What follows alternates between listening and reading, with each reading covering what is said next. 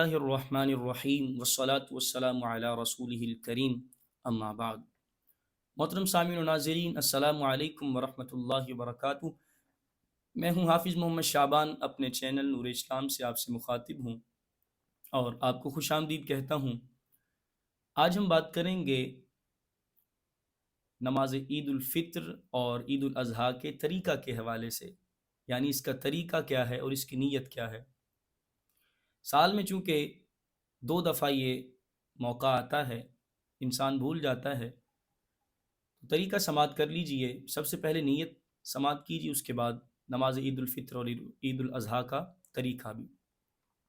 نیت کچھ اس طرح سے کرنی ہے۔ نیت ویسے دل کے ارادے کو کہتے ہیں، اگر دل میں ارادہ ہے تو ٹھیک ہے، اور زبان سے کہہ لینا مستحب ہے، تاکہ انسان کی پوری توجہ اس طرف مبذول ہو جائے کہ میں رب کی عبادت کے لیے کھڑا ہوں، رب کے حضور، رب کے گھر میں کھڑا ہوں۔ 2 رکعت نماز عید الفطر واجب 7 زائد 6 تکبیروں کے واسطے اللہ تعالیٰ کے لیے، منہ میرا قبلہ شریف کی طرف، پیچھے اس امام کے، اللہ اکبر۔ پہلی تکبیر، تکبیر تحریمہ کہنے کے بعد ثنا پڑھیں گے۔ ثنا پڑھنے کے بعد امام تکبیر کہے گا، اللہ اکبر کہے گا، ہاتھ کانوں تک اٹھانے ہیں اور چھوڑ دینے ہیں۔ دوسری بار پھر امام تکبیر کہے گا، ہاتھ کانوں تک اٹھانے ہیں اور پھر چھوڑ دینے ہیں۔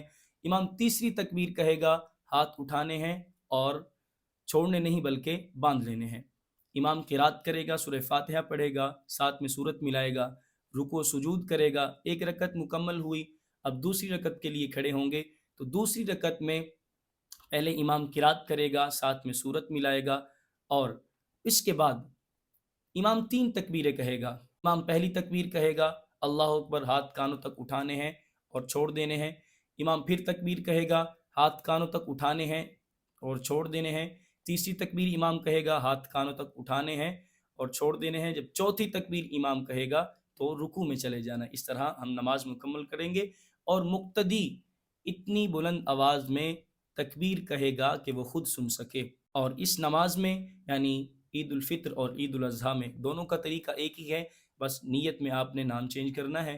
جمعۃ المبارک میں خطبہ نماز سے پہلے ہوتا ہے، لیکن عید الاضحیٰ اور عید الفطر میں خطبہ نماز کے بعد ہوتا ہے۔ پروردگار عالم ہمیں نماز کے مسائل سمجھنے اور سیکھنے کی توفیق عطا فرمائے۔